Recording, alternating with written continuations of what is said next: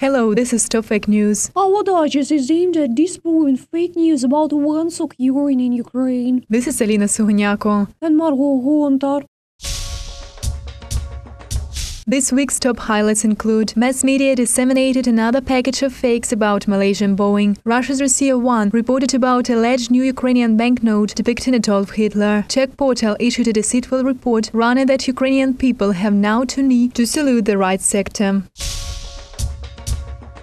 On March the 5th, an area of Ukrainian mass media reported that, according to Public Prosecution Service of the Netherlands, the Malaysian Boeing flight MH17 had been hit by Russia's Buk missile system. The media sources refer to uainfo.org portal. It mentions in particular an article by the largest Dutch mass media source and specifies the translation of the article was made by means of Google Translate service. The quotation states the following: "All facts, evidence and proofs accumulated in the course of the investigation point in one direction. MH17 was hit by Buk shell launched from Russian missile system, and it's more likely that it was guided by Russian forces. The system had been brought from Russia to Ukraine not long before the tragedy. Numerous photographs and video records have been found. Likewise, eyewitnesses have been identified and interviewed." However, Dutch General Prosecutor Office has never made any official statements affirming that it was Buk missile system that hit the Malaysian MH17. Dutch Public Prosecutor spokesman Wim de Bruin told, "It's too early to ascertain that exactly Buk missile was the cause of the Malaysian Boeing crash. Investigators consider this option too, but they also assume that the Boeing 777 could have been damaged by air-to-air missile. No final conclusions have been made so far," emphasized Mr. Bruin. He highlighted that criminal investigation of the case will be pursued at least up to the end of the current year.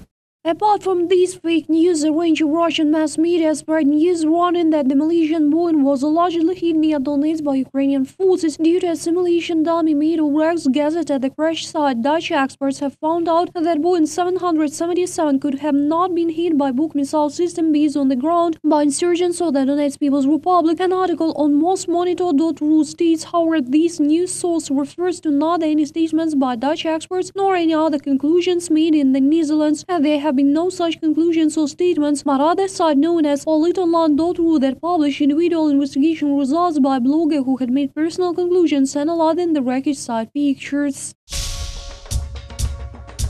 On the 19th of February, MIA Novorossiya information site released a news report titled "West finally concedes. NATO units fight alongside with Ukraine armed forces." The article says in particular about withdrawal of Ukrainian troops from the city of Debaltseve together with U.S. mercenaries. As a proof, it cites a comment by a commanding officer of American Special Unit named Jackson. The author makes reference to Western sources like news outlet Vice News allegedly wrote about it. However, the original article by Alec Loon on Vice News of February the 16th tells about Ukrainian soldiers, including a Ukrainian soldier nicknamed Jackson, not American mercenary. The quotation runs the following: 7 trucks carrying Ukrainian soldiers left the besieged Debaltseve in eastern Ukraine after so-called brokered ceasefire took place on Sunday. Unit commanding officer dubbed Jackson was in the first truck. This Ukrainian soldier would be also mentioned by other mass media sources.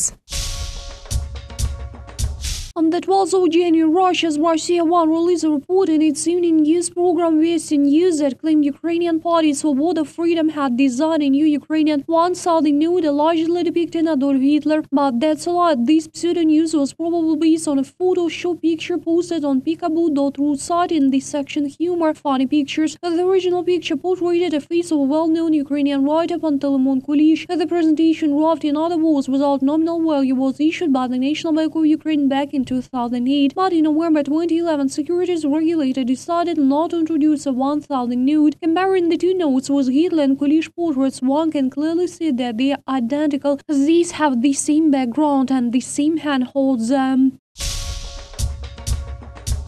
Czech news portal Stalo.se published an article with an illustration titled "That's how Nazis are to be greeted in Ukraine." The article tells in particular about how Ukrainian citizens have to now salute the right sector organization, namely kneeling before its representatives. The Czech portal refers to a Slovak source, Hlavné Zprávy. Here one can read a story with an identical illustration about Ukrainian democratic practice of public kneeling. A description below the photograph showing men on their knees before vehicles decorated with Ukrainian and colors runs ritual in Ukraine. But in fact, this photo does not prove any worship rituals in honor of the right sector. Instead, it demonstrates the local populace of Kolomyia town paying tribute to a late local Ukrainian soldier killed in battle in eastern Ukraine, Roman Furyk. The picture shows them kneeled in front of a vehicle convoy to bid final farewell to their compatriot.